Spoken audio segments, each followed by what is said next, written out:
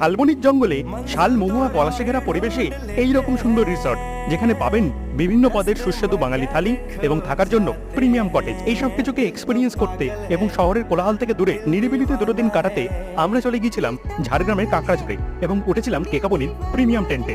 এখানে থাকার জন্য রয়েছে এইরকম সুন্দর টেন্ট, রয়েছে luxury AC cottage, Swiss luxury AC tent and all are affordable in price.